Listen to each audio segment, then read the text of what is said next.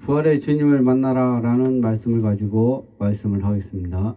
부활은 일어서다는 말입니다. 즉 몸이 일어선다는 것입니다. 그러므로 부활절이란 주님의 몸이 십자가와 무덤을 헤치고 일어나신 승리의 날입니다. 좌절과 질병과 가난을 헤치고 주님 예수의 이름으로 일어나게 되는 역사가 우리 삶 속에 부활이 일어날 수 있기를 축원합니다. 아멘. 절망에서 소망으로 일어나시고 슬픔에서 기쁨으로 일어나게 되시며 불안과 공포에서 평안함으로 일어나시고 질병에서 건강으로 일어나시고 아멘. 죽음에서 생명으로 일어나시는 은혜의 역사가 일어나시기를 축원합니다. 아멘. 요한복음 14장 1절에 너희는 말씀에 근심하지 말라. 하나님을 믿으니 또 나를 믿으라고 하셨으니 이 말씀대로 되어지는 부활절 예배가 되시기를 주의 이름으로 축원합니다. 아멘. 구름이 잠시 햇빛을 가리워져서 이 세상이 온통 어두움으로 꽉 찬 것 같지만 구름 위에는 언제나 빛나고 따스한 태양이 있어서 검은 구름을 보내고 다시 태양은 세상을 비추게 하듯이 여러분의 삶 속에 때를 따라 끼어드는 구름 속에는 태양의 빛이 있기를 믿고 기다리시기를 바랍니다. 아멘. 부활주일은 온전한 절망에서 영원한 소망으로 일으키신 날입니다. 아멘. 여러분도 일어나라는 뜻을 가진 이 부활이 되어지기를 바랍니다. 아멘. 사도행전 3장에 미문의 안진뱅이 예수의 이름으로 벌떡 일어나 성전에 들어가 걷기도 하고 뛰기도 한 것처럼 말입니다. 38년 된 중풍병자가 일어난 것처럼 부활은 우리 기독교 신앙의 핵심이 되는 개념입니다. 아멘.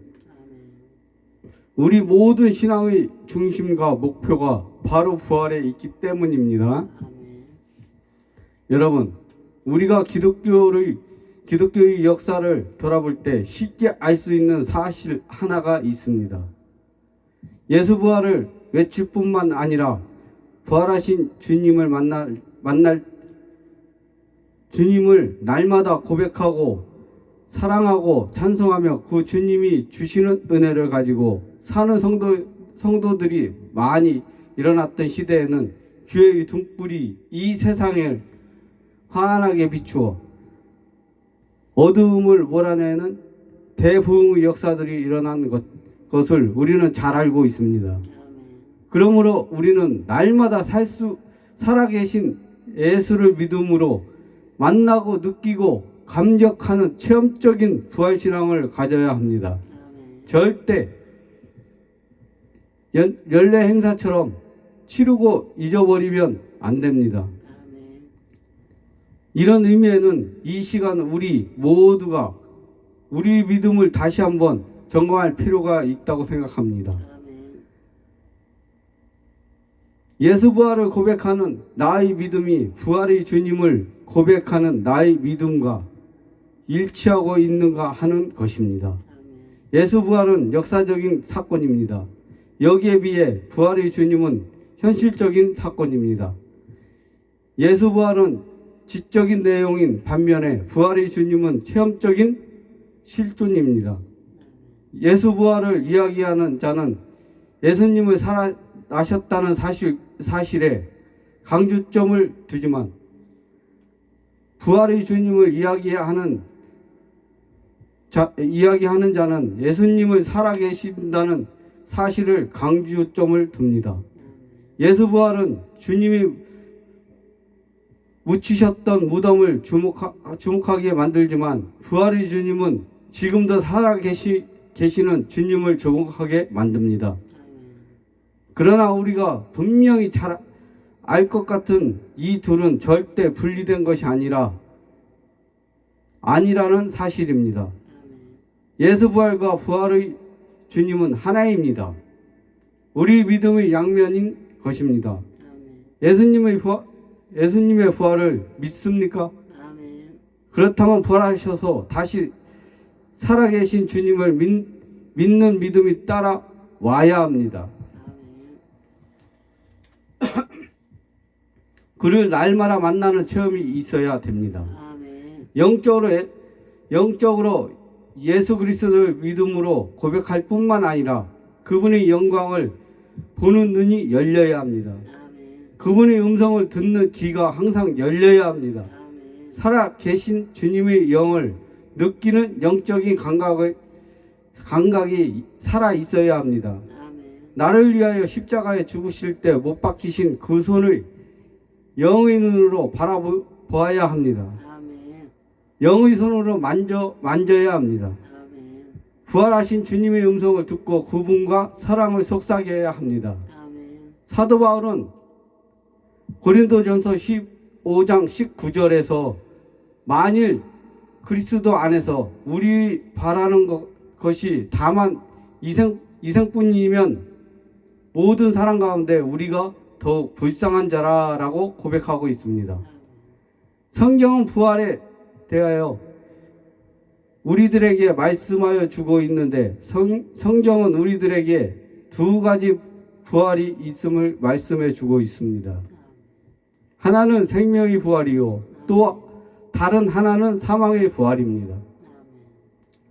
요한계시록 21장 1절에서 8절의 말씀에 표현하자면 하나님은 새 하늘과 새 땅의 부활이요 또 다른 하나는 불과 유황으로 타는 모습의 부활입니다. 성경은 그것을 둘째 사망이라고 말씀합니다. 둘째 사망의 특징은 영원히 죽지 않는 사망이라는 것입니다. 그곳에서는 죽지 않고 죽음의 고통을 당합니다. 그곳에서는 죽을 수 있다는 것이 복이 됩니다. 그러나 그곳에는 그러한 복이 없습니다. 꺼지지 않는 불 속에서 영원히 죽지 않고 죽음의 삶을 사는 것입니다. 그러나 우리가 믿고 소망하는 부활은 생명의 부활입니다. 새 하늘과 새 땅의 부활입니다. 그것이 진정한 의미의 부활입니다. 그것이 바로 생명의 부활인 것입니다. 이 생명의 부활에는 다음과 같은 매우 중요한 두 가지 체험이 있습니다. 첫째는 회복이요, 둘째는 부흥입니다. 생명의 부활 속에는 회복의 능력이 있습니다. 부활을 통해서 모든 것들이 회복됩니다. 부활 속에 들어있는 회복의 능력에는 다음과 같은 것들이 있을 수 있습니다. 생명으로의 회복입니다. 부활을 통하여 모든 죽음이 생명으로 회복됩니다. 부활은 모든 죽음을 생명으로 다시 회복시키는 하나님의 능력이 있습니다. 데살로니가전서 4장 13절에서 18절 말씀을 보면 형제들아 자는 자들에 관하여는 너희가 알지 못함을 우리가 원치 아니하노니 이는 소망 없는 다른 이와 같이 슬퍼하지 않게 하려 함이라. 우리가 예수께서 죽으셨다가 다시 살아나심을 믿을진대 이와 같이 예수 안에서 자는 자들도 하나님이 그와 함께 데리고 오시니라. 우리가 주의 말씀으로 너희에게 이것을 말하노니 주께서 강림하실 때까지 우리 살아남아 있는 자도 자는 자보다 결코 앞서지 못하리라. 주께서 호령과 천사 장소의 소리와 하나님의 나팔 소리로 친히 하늘로부터 강림하시리니 그리스도 안에서 죽은 자들이 먼저 일어나고 그 후에 우리 살아남은 자들도 그들과 함께 구름 속으로 끌려 올려 공중에서 주를 영접하게 되니리. 그리하여 우리가 항상 주와 함께 있으리라. 그러므로 이러한 말로 서로 위로하라. 아름다움의 회복입니다.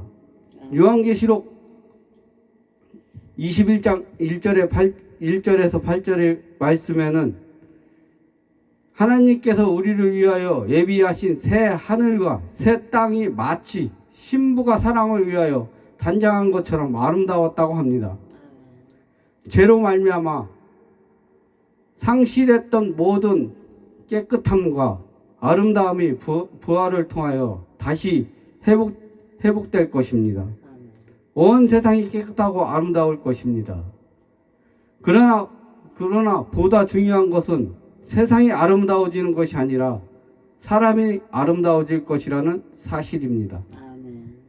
사람이 미워질 때가 있습니다. 사람이 흉해 보일 때가 있습니다. 아멘. 추하게 사는 사람도 없지 않아 많습니다. 그런데 부활의 날에는 하나님의 믿음으로 구원을 얻는 사람들의 모든 얼굴과 삶이 아름답게 변화되게 될 것입니다. 아멘. 죄로 말미암아 잊어버렸던 하나님의 형상을 다시 회복하게 될 것입니다. 아멘. 완전함으로의 회복입니다. 아멘. 죄로 말미암아 타락한 세상은 불완전한 세상입니다. 아멘. 그래서 세상은 늘 불완전하고, 그래서 세상에는 삶은 늘 불안하고 초조한 것입니다. 아멘.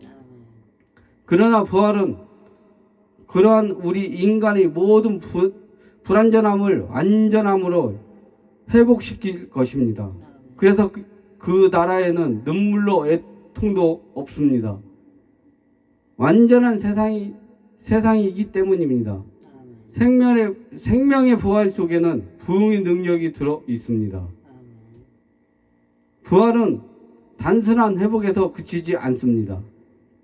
회복만으로도 큰 은혜가 되지만 부활은 부흥의 능력을 포함하고 있습니다. 회복과 부흥은 본시 창조의 원리요 원칙입니다. 아멘. 사람도 자연도 다 회복되고 있습니다. 회복은 창조의 원리요 원칙인 것입니다. 아멘.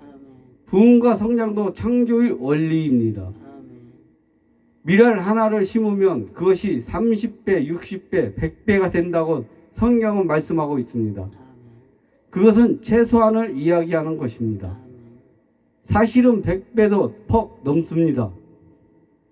하나님의 원칙과 질서 안에 있으면 부흥하고 성장하는 것이 원칙입니다. 시편 1편에도 보면 여호와의 율법을 즐거워하는 사람은 시냇가에 심은 나무와 같이 시절을 쫓아 열매를 맺으면 하는 일마다 형통할 것이라고 말씀하고 있습니다. 아멘. 열매를 맺고 형통한 삶을 사는 것이 원칙입니다. 이것이 하나님의 뜻입니다. 아멘. 그러므로 부활하게 될 때 우리의 삶은 단순히 회복되는 데서 그치지 않고 부흥하고 발전하게 될 것입니다. 아멘. 보통 부활은 다음과 같은 세 가지 단어로 설명되어집니다. 부활은 회복이며 부흥입니다. 아멘.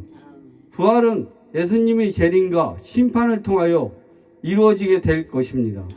그 날과 그 시는 우리가 알지 못합니다. 아멘. 그러나 우리가 알아야 할 것이 있습니다. 그것은 부활의 때는 우리가 알지 못하는 미래가 될 것이지만 그 부활의 능력은 후에 나타나는 것이 아니고 살아있는 지금부터 나타난다라고 하는 것입니다. 예수님을 바르게 그리고 온전히 믿으면 이 땅에서도 우리는 부활의 능력을 덧입으면서 살아가게 될 것입니다. 그 부흥의 능력은 회복과 부흥으로 우리 삶에 나타나게 될 것입니다. 모든 죽음과 실패는 생명과 성공으로 회복될 것입니다. 우리의 약함과 취함은 선함과 아름다움으로 회복될 것입니다. 우리의 불완전하고 불완전한 모든 삶은 완전하고 안전한 삶으로 바뀌게 될 것입니다. 그리고 우리의 삶에는 진정한 부흥의 역사가 일어나게 될 것입니다. 성경이 약속한 바와 같이 시냇가에 심은 나무가 시절을 쫓아 열매를 맺는 것과 같은 현상이 우리의 삶에 구체적으로 나타나게 될 것을 저는 믿습니다. 아멘. 이 놀라운 부흥의 능력과 복은 오직 믿음만으로 얻을 수 있습니다. 아멘. 돈은 귀하고 좋은 것입니다. 세상에 온갖 좋은 것들을 살 수 있습니다. 그러나 돈으로 구원과 부활은 살 수가 없습니다. 아멘. 세상의 그 어떤 지식으로도 그리고 세상의 어떤 권세로도 구원과 부활은 살 수가 없습니다. 아멘. 구원과 부활은 오직 믿음으로만 살 수 있습니다. 아멘. 믿으면 아멘 하세요. 아멘. 오직 믿음이 부유함으로만 이 부활의 능력을 소유할 수 있습니다. 아멘. 그런데 우리들의 문제는 이 믿음이 유지하지 못한다는 것입니다. 우리의 믿음은 참으로 가난하며 초라할 때가 너무 많습니다. 믿음이 없는 것은 아닌데 그것이 너무 보잘것없이 초라하여 부활의 능력을 더집지 못하고 참으로 가난한 구차한 삶을 살아가게 되는 것입니다. 믿음으로만 구원을 얻을 수 있습니다. 아멘. 구원을 얻으면 죽어서도 물론이지만 이 땅에서도 부활의 능력을 더짓게 될 것입니다. 아멘. 모든 죽음과 실패를 회복될 것이고 모든 삶과 이래는 하나님의 부흥의 원칙이 나타나게 될 것입니다. 아멘. 믿음의 부유함을 사모하실 수 있기를 바랍니다. 아멘. 믿음으로 살고 일하기를 위하여 힘쓰고 노력하며 기도하실 수 있기를 바랍니다. 아멘. 가정생활을 믿음으로 하고 직장생활을 믿음으로 하고 아멘. 교회생활을 믿음으로 하실 수 있기를 바랍니다. 아멘. 그렇게 되면 믿음으로 한 모든 일에 구원과 부활의 역사가 나타날 줄 믿습니다. 아멘. 믿음을 부유한 자들이 되어 구원과 부활의 증인이 되는 삶을 사시는 저와 여러분이 다 되실 수 있기를 바랍니다. 아멘. 부활의 주님을 만나자. 부활의 주님을 만나면 슬픔이 사라집니다. 아멘. 누가복음 23장 7절에 보면 예수님이 십자가를 지고 골고다를 향하실 때 그 뒤를 따라간 무리들 가운데서 가슴을 치며 슬퍼 우는 여자의 큰 무리가 섞여 있었다고 했습니다. 가슴을 치면서 슬퍼하는 여자들이 무리 속에 이 막달라 마리아가 끼어 있었습니다. 마리아의 마음의 상처를 안고 집으로 돌아가서 이틀 밤을 뜬 눈으로 세우다시피 했습니다. 그리고는 사흘째 되는 날 이른 아침에 무덤으로 달려왔습니다. 그 손에는 항유가 들려 있었습니다. 장사 지낼 때 좀 미비했다 싶은 부분을 자기 혼자서라도 가서 어떻게 해보려고 항유를 가지고 무덤으로 달려갔던 것입니다. 그러나 마리아 앞에서는 하늘이 무너지는 것 같은 일이 기다리고 있었습니다. 예수님의 시체가 온데간데 없이 사라진 것입니다. 그래서 마리아는 간장이 녹아 내리는 것 같은 슬픔을 눈으로 씻어내며 울고 있었습니다. 그때 예수님이 그를 찾아오셨습니다. 부활하신 예수님은 그에게 이렇게 물으셨습니다. 여자여 어찌하여 울며 누구를 찾느냐? 그랬더니 마리아가 무엇이라고 대답했습니까? 당신이 내 예수님의 시체를 훔쳐갔으면 어디 있는지 가르쳐 주세요. 내가 가서 다시 가지고 오겠나이다. 그때 예수님이 마리아야라고 부르셨습니다. 그것은 평소에 자주 듣던 그 음성이었습니다. 바로 주님의 음성이었던 것입니다. 마리아야 하는 주님의 음성을 들을 때 슬픔이 가득했던 얼굴이 기쁨으로 활짝 피었을 것입니다. 눈물을 흘리던 그 눈에는 기쁨이 충만하여 강채가 났을 것입니다. 시편 30편 11절에 있는 말씀대로 그의 슬픔이 변하여 춤이 되었습니다. 배옷을 벗기고 기쁨으로 띠띠우시는 축복을 마리아가 체험한 것입니다. 이사야 61장 3절에 예언한 그대로 시온에서 슬퍼하는 자에게 화관을 주시는 축복과 희락의 기름으로 슬픔을 대신하게 하는 큰 은혜를 그가 체험하게 된 것입니다. 살아계신 주님을 만나는 사람은 슬픔이 변하여 기쁨이 되는 은혜를 자주자주 체험할 수 있습니다. 부활의 주님을 만나면 공포가 사라집니다. 다음으로 살펴볼 것은 10명의 제자들입니다. 이들은 모두들 공포에 짓눌러 있었습니다.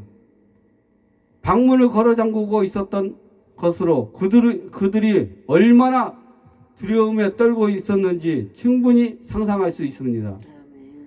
그렇게 믿고 의지했던 선생님이 처참하게 죽음을 당하는 모습을 보았을 때 그들이 자신감과 용기를 다 잊어버리고 말았습니다.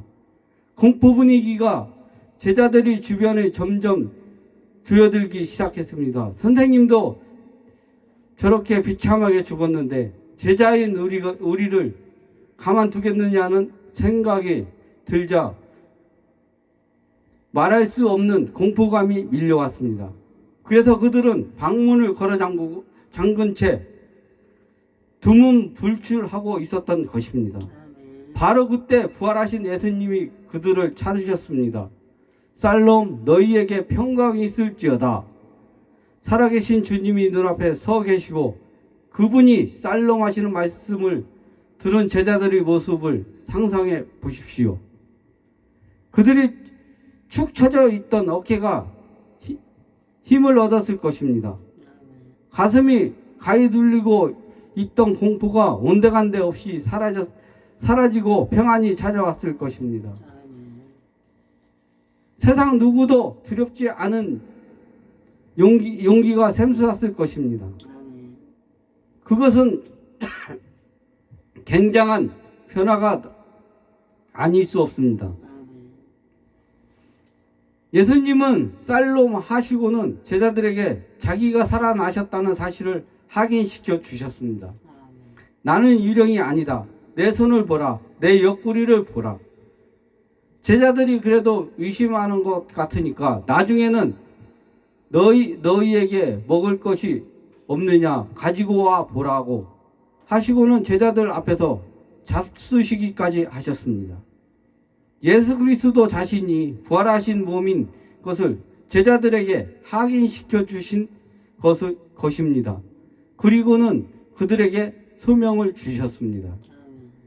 요한복음 20장 21절에 아버지께서 나를 세상에 보내신 것 같이 나도 너희를 세상으로 보내노라. 그 다음에는 그들이 무장시켰습니다. 요한복음 20장 22절에서 23절 말씀을 보면 성령을 받으라. 너희들이 나가서 하나님의 용서를 외치면 그 용서를 받는 자는 받는 것이고 예수 그리스도의 십자가의 복음을 들고도 받지 아니하면 영원히 용서받지 못할 것이다. 그러므로 성령 받아라. 그들이 영적으로 무장시킨 것입니다.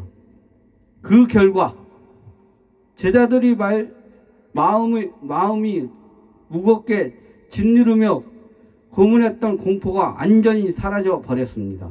그리고 담대해졌습니다. 편안히 찾아왔습니다. 할렐루야. 부활의 주님은 병의 공포에서 우리를 자유케 하십니다.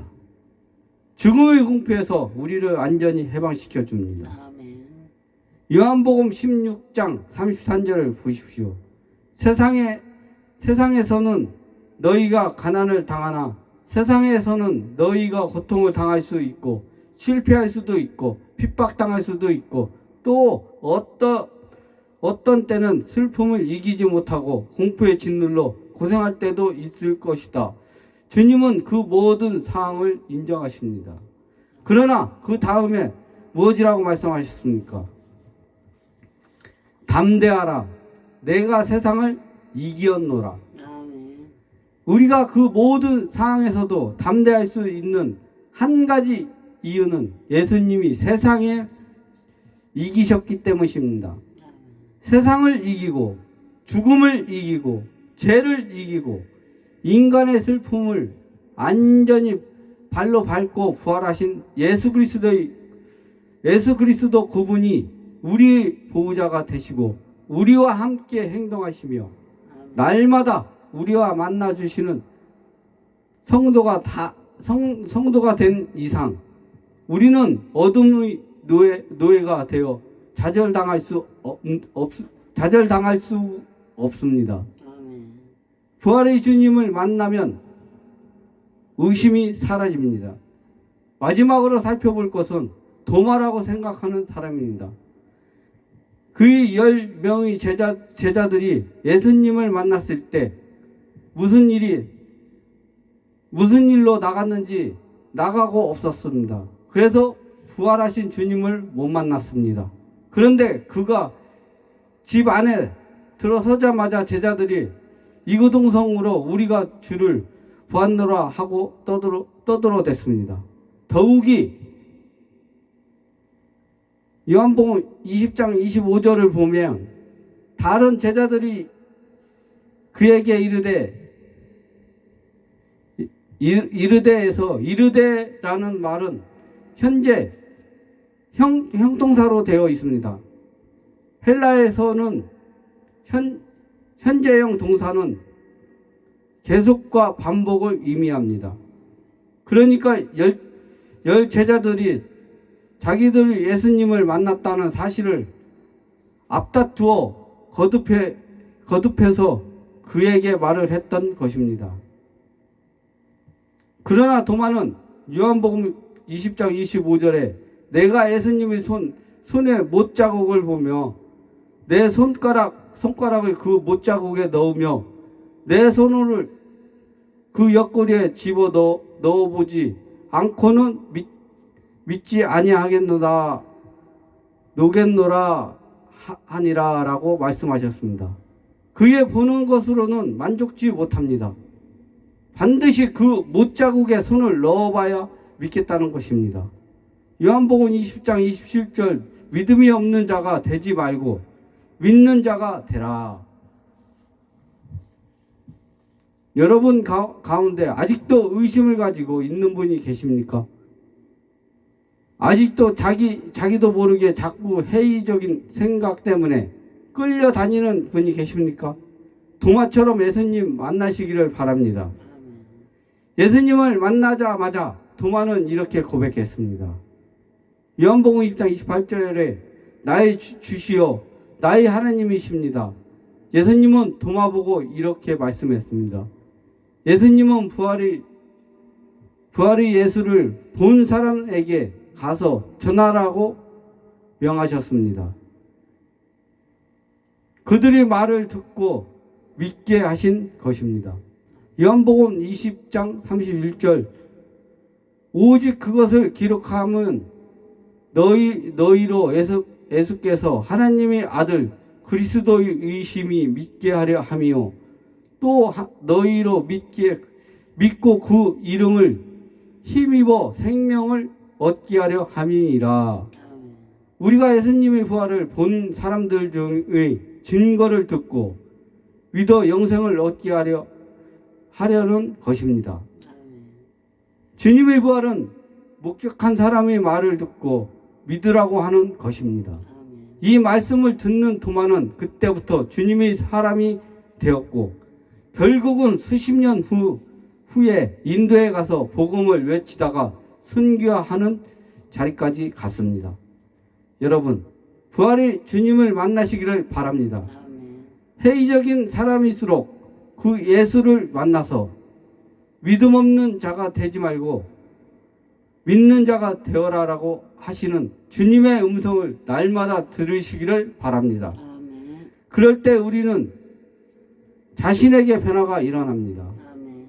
의심이 사라지고 확신이 찾아듭니다. 아멘. 소망이 없는 자가 소망을 갖게 됩니다. 아멘. 방황하는 자가 분명한 인생길을 걸어갈 수 있습니다. 아멘. 우리의 세계는 믿음을 가진 자의 세계입니다. 아멘. 믿음이 없는 자에게는 온 세상이 캄캄하고 소망이 없는 것처럼 보이지만 죽음을 이기고 부활하신 예수 그리스도를 믿는 그 믿음을 가지고 보는 자의 눈에는 소망이 있고 미래가 있습니다. 아멘. 여러분의 삶 가운데 죽음을 이기신 부활의 주님을 모시고 부활의 믿음으로 날마다 승리하는 삶 되시기를 주님의 이름으로 축원합니다. 아멘.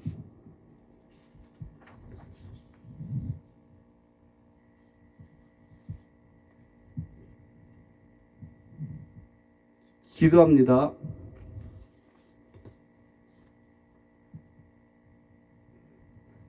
하나님 아버지 감사합니다. 오늘도 이렇게 주님의 말씀을 들고 단위에서 말씀을 선포하였습니다. 주님의 부활의 주님을 만나라는 말씀으로 여러 가지 말씀을 전하였습니다. 이 말씀을 듣고 한 주간도 주님처럼 믿음으로 살아가는 성도가 될 수 있도록 역사하여 주시옵소서. 아멘. 이 시간 주님의 뜻 가운데 살아가는 성도들이 다 될 수 있도록 역사해 주실 줄 믿고 주 예수 그리스도의 이름으로 기도드려 싸움나이다. 아멘.